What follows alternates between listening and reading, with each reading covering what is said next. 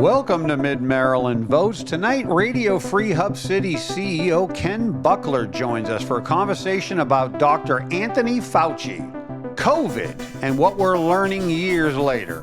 From the lab leak debate and mask to vaccine injuries, government overreach, and the enormous social cost of the shutdowns, we ask what officials knew, what the public was told, and whether today's hearings are accountability or just political theater. Now let's get into it. Welcome to Mid-Maryland Votes. I'm your host, Mark Flynn. With me is my co-host, Ethan Lowen. And we have a very special guest. We have Ken Buckler from Radio Free Hub City. One of my favorite sites to go to get the news in the Hagerstown, Washington County area for sure, but really the whole state of Maryland. It's a great website, Ken. Thank you. I appreciate that. Yeah, we do a lot of, actually in the past year or two, we've expanded a lot to try to cover more regional news beyond just Maryland and Washington County.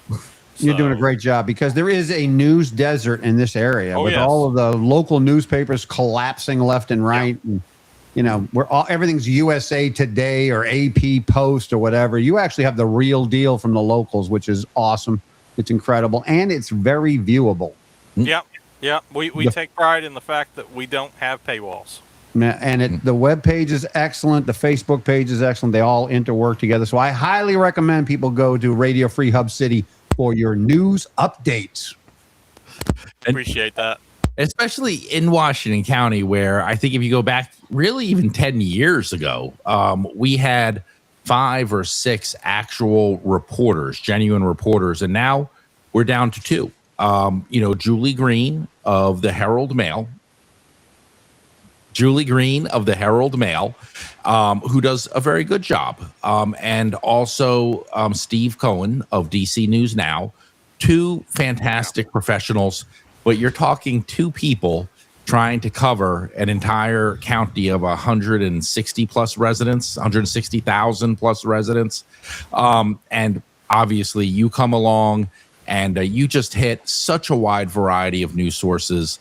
It's primarily you and a couple other people. Like, who is involved in this operation? So actually, most of our news is actually written by my wife, Mel, and then it's myself and BB Boring that run the podcast part. And actually, that's actually more now the entertainment side of things. So we actually now have a podcast we run usually monthly that actually focuses on like local lore and paranormal and unsolved cases and stuff like that. We've covered everything on that, from Bigfoot to DB Cooper, the guy that jumped out of the airplane on the West Coast and was never found after he stole all that money. So yeah, but I don't want to talk on that too much. Yeah.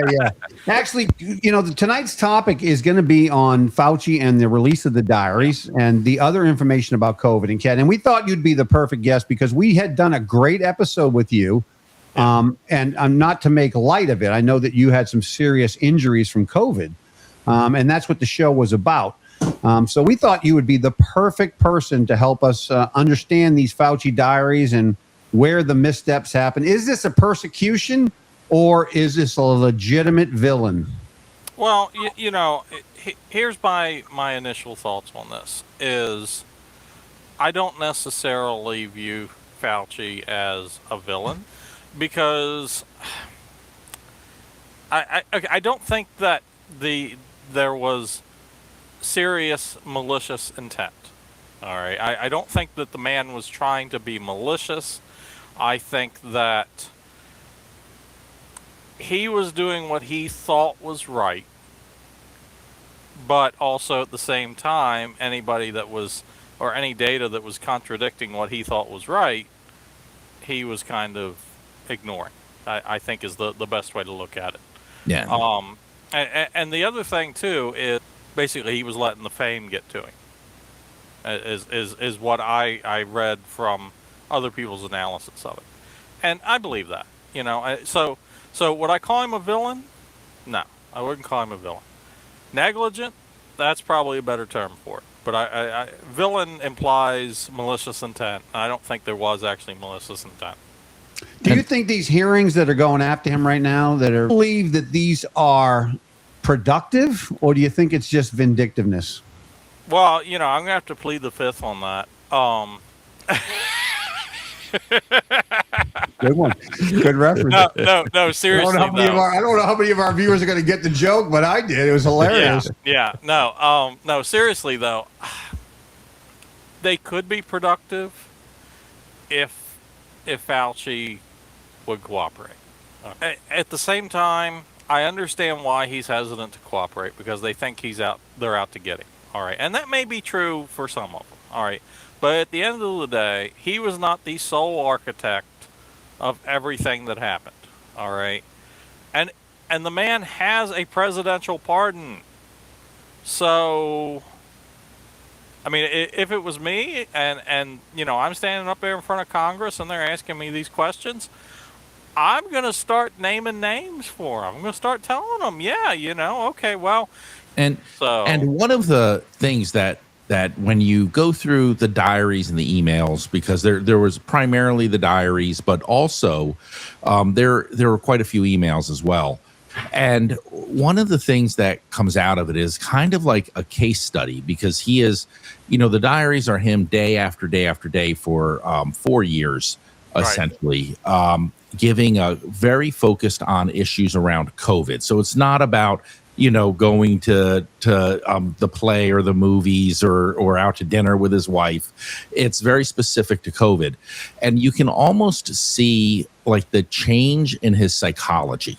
And in some ways, I wonder if what he isn't concerned about, in a sense, it may not so much be criminality, but the actual protection of his reputation. Because if you were to get in a conversation about how his perception of things and the things that he was saying and changed over the years, it almost becomes a study in how power can corrupt.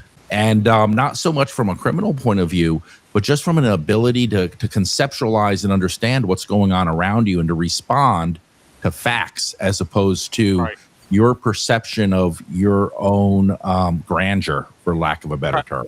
Power corrupts. Absolute power corrupts. Absolutely. What I said about, he let the fame get to him. And,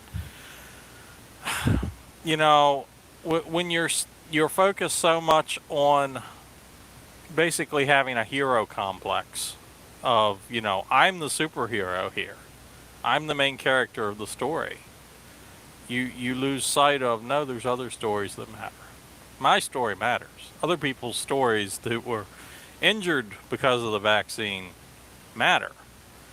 And there was such a suppression of people saying I was injured by the vaccine that still to this day, anytime I say that, I was injured by the vaccine online, I get at least 5 people that say, oh, you're making it up. You're an anti-vaxxer conspiracist. Now, how am I an anti-vaxxer if I took the vaccine and I was injured by the vaccine? Yes. The diary does reveal a few things that we need to discuss. One is the fact that he knew early on that the gain of function research at Hunan Laboratories was probably the location of the start of this epidemic. So when he's saying, monkey meat in a market, he knew he was lying. He also knew, in his own diaries, he admits that he knew masks were completely useless. And he also acknowledges that shutting down the schools was probably a huge mistake. But this is in the middle of it, and he did nothing about it except he doubled down on all those points. Well, and, I don't know if you guys remember, I hope you do. At the very start of the pandemic, they told us don't wear masks, don't wear gloves. Mm-hmm. Okay, and then all of a sudden that changed. Right. All right, and there never was any real scientific proof behind the whole thing in the first place, other than, well, this is just our best guess.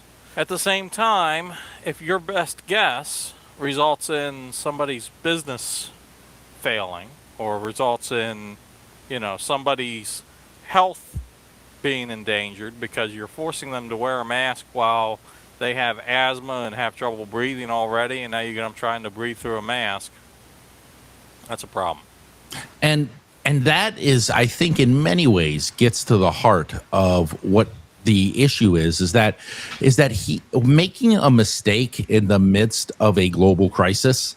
I mean, who's going to fault anyone for that, right? Yeah, well, but that was the thing, is he didn't want to admit that he had made any mistakes. Exactly. What really comes out in these diary entries is that he never backed away from anything, even when in his own diary he is saying that this is a mistake.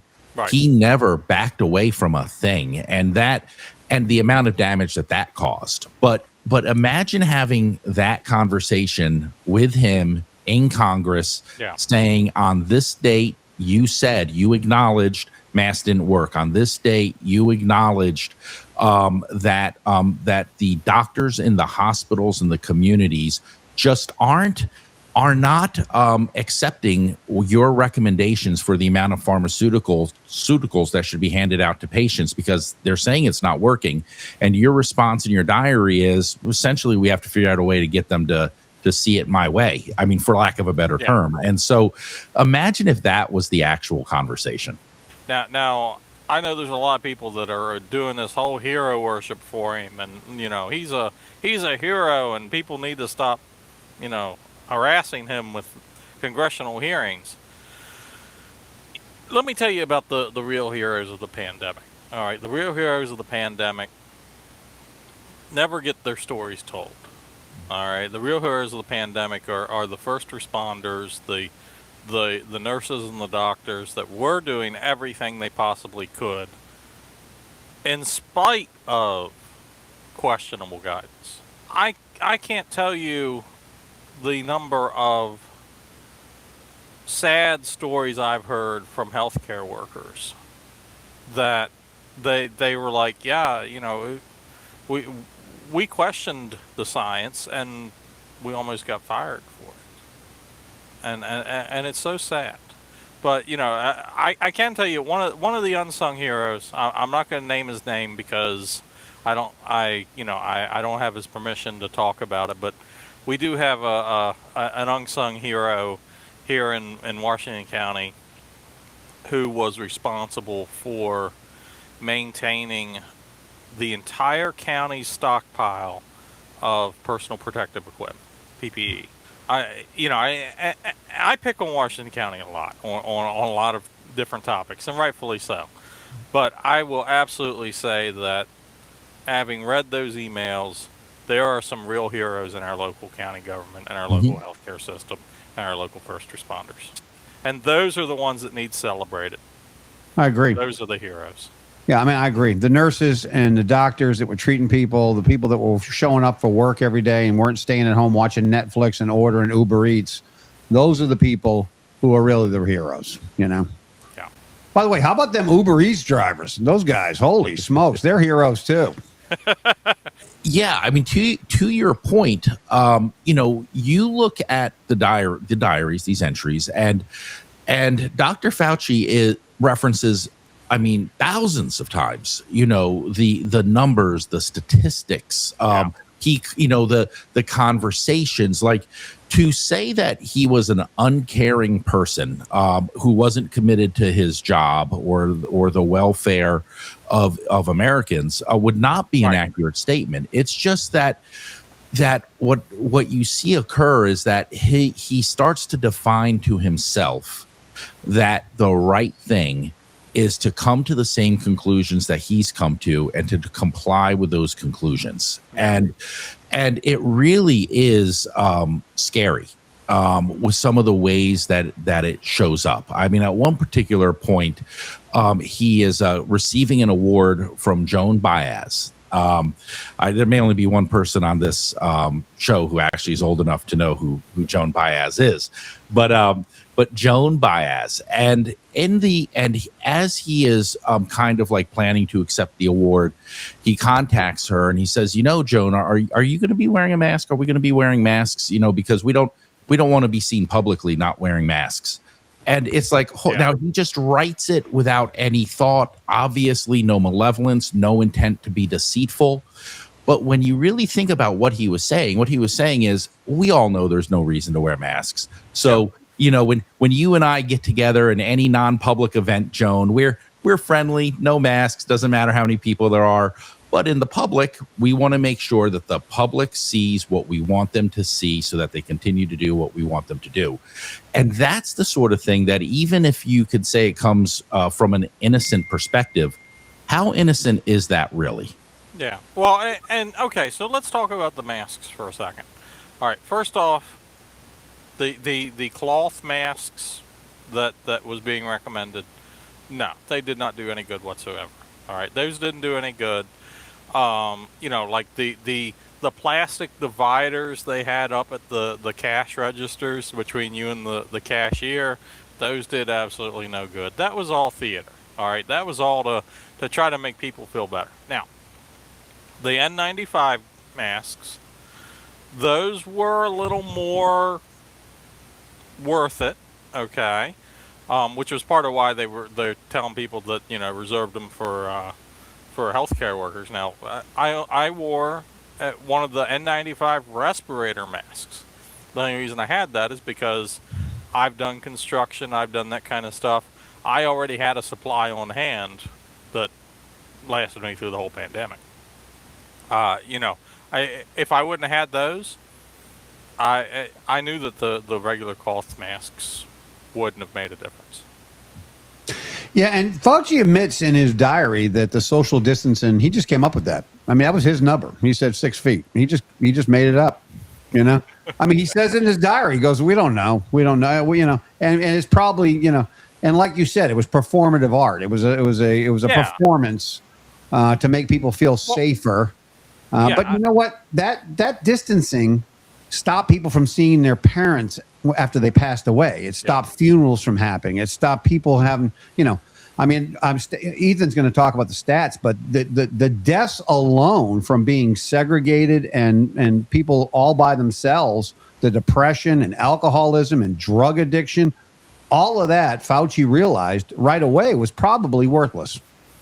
Well, but let's not forget that, all those restrictions didn't apply if you were in a protest for social justice. Oh, that's exactly right. Just one. Yeah. And that's the thing, is that the social consequences of and this really gets at the heart of America and our form of government. I mean, America's form of government was based upon the concept that when bureaucrats get comfortable in their positions of authority over the people, they will inevitably, even if it's unintentionally, and which is in many ways what I think we're seeing in Dr. Fauci's diaries, is a lot of unintentionality, but what our founding fathers would have referred to as the inevitability, that authoritarianism, decisions that are unrelated to how it really affects actual people will be made and enforced, and then the people are forced to suffer decisions made by people who literally don't even know what the actual real consequences are that they're bringing upon and foisting upon the masses. Well, and I know we're probably going to talk about this a little bit here later in the podcast, but sacrificing personal liberties for safety, or in some cases just the illusion of safety. So. Yeah. And we had a very famous American patriot that said that people that are willing to sacrifice their liberties for comfort don't deserve it. They don't deserve either one. Yep. Ben Franklin. Yeah, one of our other founding fathers, Ben Franklin. Ben Franklin, one of my favorites. Yeah.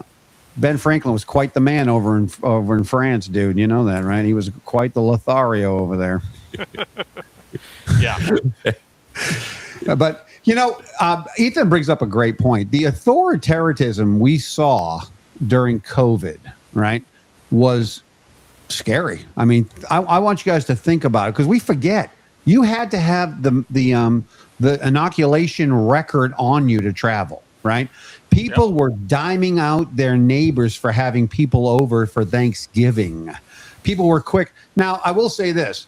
I went down to a red state in the middle of COVID. It was Tennessee. and there was one mask maybe every 50 people.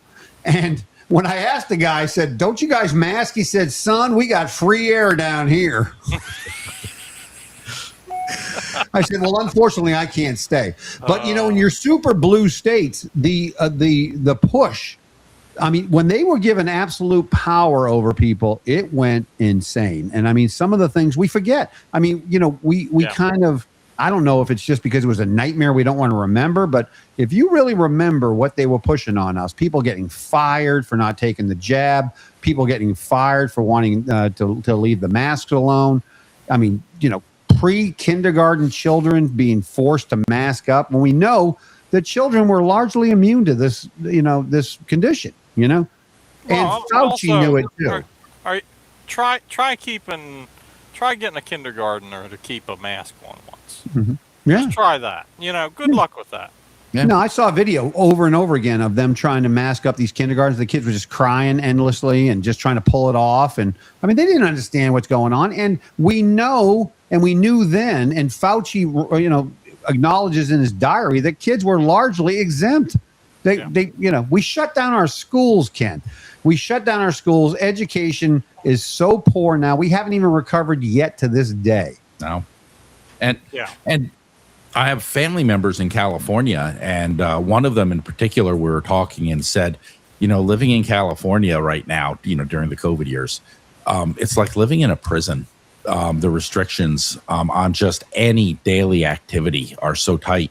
And then even in our local schools, talking about kindergartners, but in our local schools, parents were talking about how their kids would just be sent home and told they're not coming back for 2 weeks. Well, why? They're not sick. Like, why are they not coming back? They weren't sticky. They weren't adhering to the social distancing requirements. So therefore, based on suspicion of exposure to COVID, they can't come back for 2 weeks. And it was rampant, even here in our local community. Well, and that goes back, and that goes into the contact tracing. All right, and that's something I did want to kind of touch on. So, can you speak up a little bit, please? Oh, sorry. Can you guys hear me better? Mm-hmm. All right. Yeah. So sorry. When I sometimes ramble. And no, not at all. We enjoy talking. And my wife gets upset. She says, "Stop trailing off while you're rambling. At least speak up."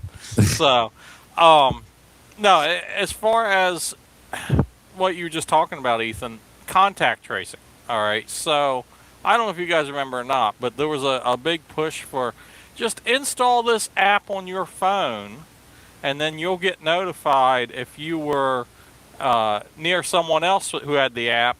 And they got infected with the virus. Do you guys remember that? Oh yeah, I remember. Okay, so the problem with that, of course, is those apps were not secure whatsoever. I mean, I looked at them and they terrified me. I'm like, no, there's no way I'm putting this on my phone. But then the other problem too is it became you got infected early on in the pandemic. You got infected. We have to contact everyone that you've ever, been in contact with over the past 2 weeks or whatever, and they're all required to quarantine themselves. All right, whether they even test positive or not, you have to quarantine yourself. Well, I am so glad that this pandemic happened in 2020 and not 2026. And the reason I say that is we've got a lot larger surveillance state now in 2026, specifically the flock cameras. All right. Now I want you guys to think about the way those flock cameras work is you enter in a license plate and it'll tell you the past 30 days every flock camera that your car has driven past. Now, how do you think that would be abused if we had a pandemic tomorrow? Just think about that. I mean, I can absolutely see them now, creating hot lists of these are the people's cars that we know they test positive for COVID. So if you see them on a hot list, you make sure that you send a police officer out to pull them over or send them a fine or something like that. I mean, it's terrifying. All right, and that's something I think a lot of people lose sight of when they start supporting these things is, yeah, okay, great. It's great that it can solve crimes, but it opens up so much abuse by the government. Too much control.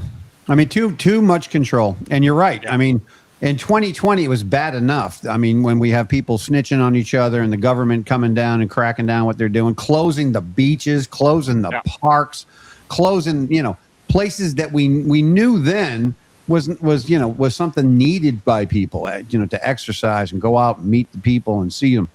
I mean, for them to close all that down, and if they had access to the flock cameras and know where people had gone, I guarantee you there'd be people showing up at your door. Well, I mean, okay, so here's a great example. Town of Keedysville actually wanted to get the sheriff's department to come out to the basketball courts to arrest people for playing basketball. Yeah. Mm-hmm. All right, I have the emails on that from I know. It's terrifying, and it was just such petty stuff. And I hope that we never, ever go through that kind of thing ever again. Well, the media and the government definitely excited people into a place where, I can only think of like Nazi Germany, where people were paid to report, Jewish people or gypsies or people who might be enemies of the state. And I mean, because they did it all over. Maryland was ripe with it. Look, I work in small town government. I'm telling you. We would get calls constantly. So-and-so was at a gas station without a mask on. So-and-so was here, and so-and-so did. People are really petty sometimes, man. Well, and it makes me so sad that we're that way. And a lot of it isn't even because of genuine concerns over public safety, but it's actually because somebody's got a beef with somebody else, and they just want to find an excuse to get them in trouble. Man. Or it's the herd mentality. It's like if you don't think like we do, if you don't do exactly like we do, if you don't, portray yourself exactly like we want you to, then we're going to report you. And hopefully the government will take you away. That's basically the thinking of a lot of these folks. Yeah. Oh, I mean, there was several Facebook groups that were dedicated to taking pictures of people in grocery stores and similar places without masks on and then publicly shaming them. And one of the early entries in the diary is that he put a 5-page a kind of explanation of how when in times of crisis that government officials become highly beloved. And it even talked about in this article that he put in his diary, the brain chemistry, how the brain chemistry changes. And what you're talking about almost is how the herd mentality that Mark mentioned kind of came into effect, was following Dr. Fauci. Dr. Fauci potentially, based on what we're seeing in these diaries, ended up becoming almost enamored of how the herd viewed him, and they began feeding off of each other, right? And yet a dynamic that caused all these harms, like Mark was saying, education levels that have not recovered since COVID, levels of crime, levels of rape, levels of overall death from many, many causes that far drug exceeded, and alcohol addiction. Yes, that far exceeded the deaths from COVID. And yet it potentially started from those two dynamics that we're talking about right here. Yeah. Well, and like I said, and if you dared question the science, you were an anti-vaxxer conspiracy theorist. And if you dared speak up about getting injured by the vaccine, you were an anti-vaxxer conspiracy theorist. And subsequently banned from social media or had significant restrictions put on your account. And I know that firsthand. Yeah, let's not forget about that. Big blue government coming down and literally seizing people's Facebook accounts, blocking people from Twitter. Anybody who didn't go along with the party line was censored and shut down. And we did a whole show on Facebook during the time. And Zuckerberg appeared before Congress and said he 100% pressured by the Biden administration. 100%.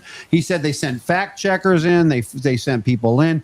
Everything he would have to send up to them. They would block people and what have you. Insist that he's, that he kill certain threads and certain algorithms and stuff Yep. that were refuting, which we now know were actually accurate. And the other thing that that they talked about in the Fauci report was the fact that he basically was so enamored of the fame that he was getting. He was talking about all the people he was having dinner with, including Tapper from CNN, which, interesting that, the media, especially the liberal media, were 100% in Fauci's corner and still are to this day.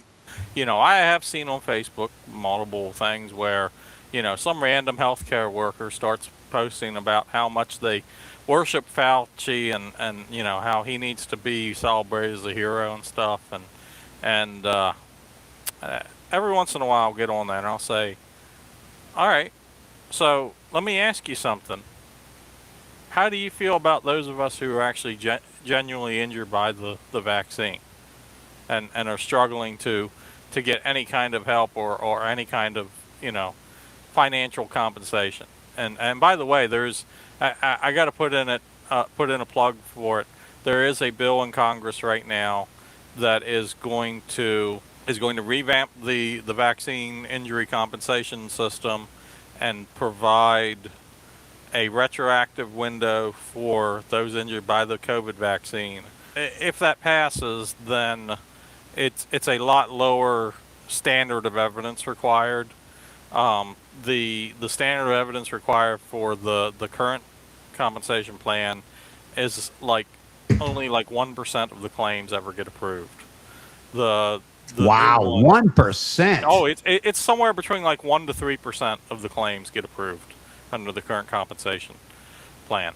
The new one, it's I don't remember the number, but I mean it's double digits, tremendously better.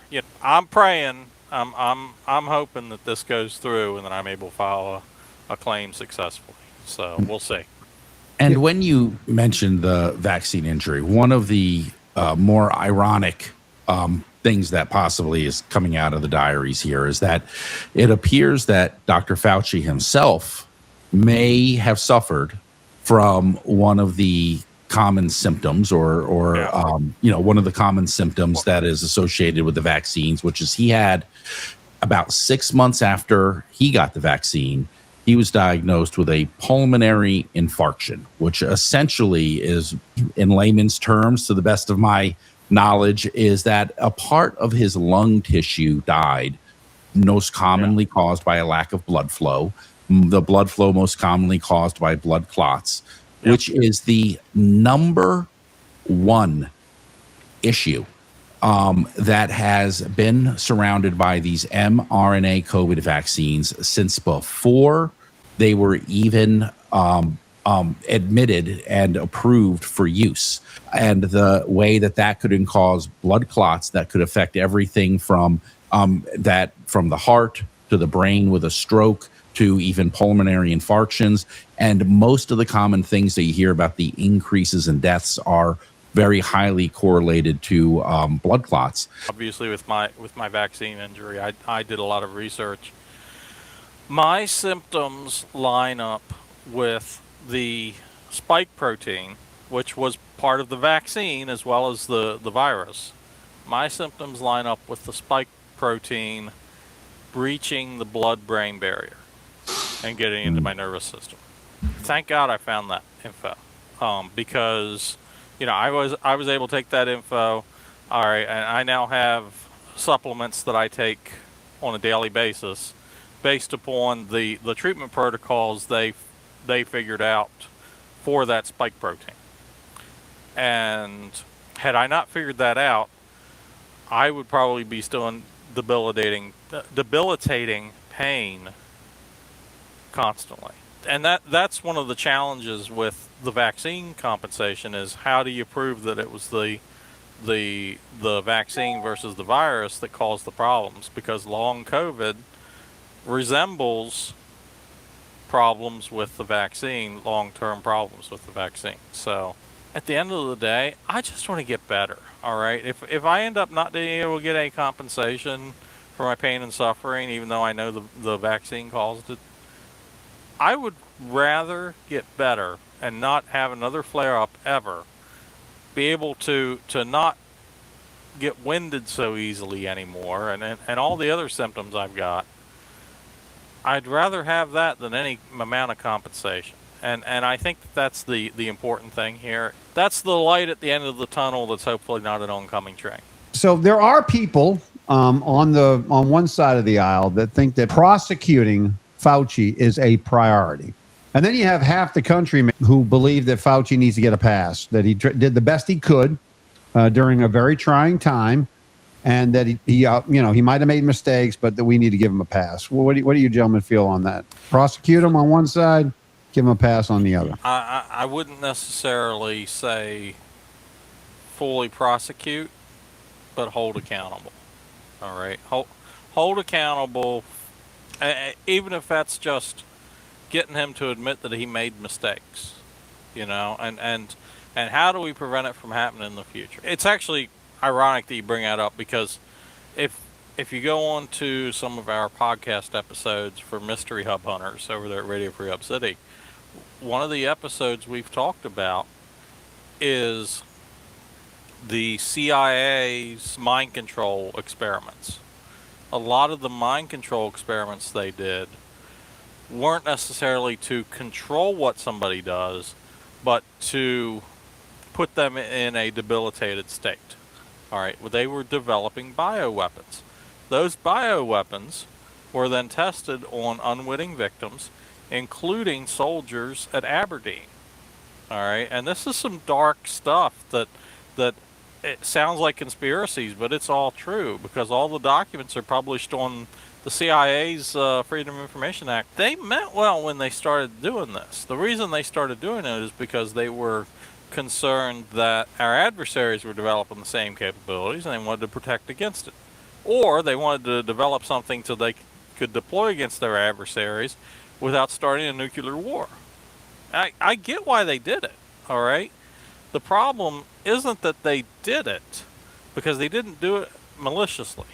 The problem is that they didn't want to take accountability after they realized they screwed up. That's my thoughts on this as far as Fauci goes.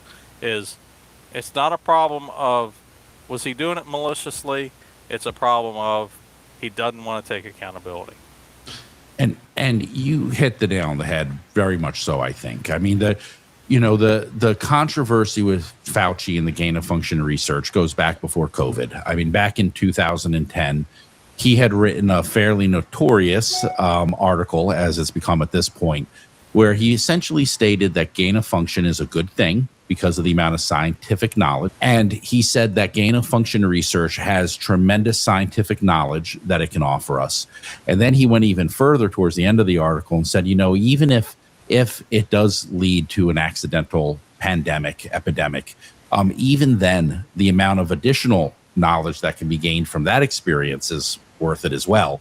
And looking back on it now, it has kind of a very nefarious kind of implication. But to your point, the experiments that the CIA did that you were talking about, there actually are legitimate concerns and fears and potentially even, yes, advances, like he said, that could come from it.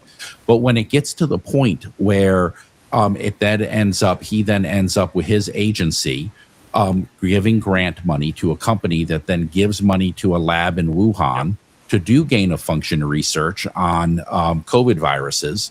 And at the very beginning of his diary entries says that the wet market was the amplifier, not the source, meaning that that's where a relatively few people infected a whole bunch of people. And yet, we can't have an honest discussion about it. And one side you can be like, I can understand on a human level why he would be so adamant that he does not want to be associated with any of those things because of the implications of the hundreds and millions of deaths that potentially were caused by what he was the primary actor in creating. And yet, how can we do it better from here on out if we don't have that honest conversation? I would hope that these hearings are not necessarily a witch hunt, but really an attempt to say, let's be honest, let's open up, and let's have an honest conversation so that we can do it better the next time. Yeah, I agree. And are they? I don't know. I suspect that a lot of it is political grandstanding witch hunt. All right, and Partisan politics. well, oh yeah, I mean absolutely. And you know why? You know why they're doing it? Because it's an election year. Because it's a midterm election year. All right, for the same reason that all of this anti-ICE stuff is happening right now. All right, it's not actually about ICE. It's about motivating voters to go out and vote in November. That's what all of this is about. Now, the process, there might be some good come out of it, in that, yeah, it is forcing that conversation to happen. It's unfortunate the conversation is happening under the pretenses that it is, but it's a conversation that needs to be happening. You know, I agree. And to Ethan's point, I don't care who points a finger, and I'm not interested in pointing a finger. I'm interested in this never happening again. Right.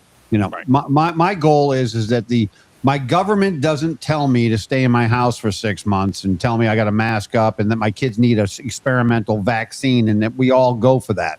You know, we're all like, hey, yeah, let's sign me up. My thought process is if these hearings get even, you know, half of the moderates in the middle to realize that we were hoodwinked the entire time. Yep.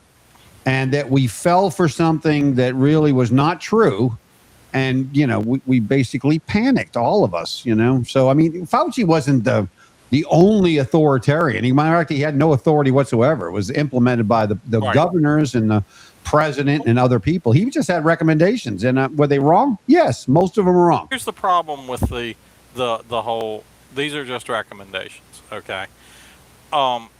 Because that's something that the CDC stood on when they initially recommended the COVID vaccine for schools, okay, this is just a recommendation. You don't have to follow it.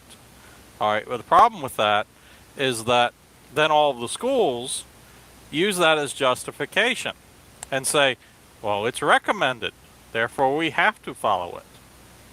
And it's that double-edged finger pointing of, well, no, we're not the ones that's forcing it, it's the other guy that's forcing it.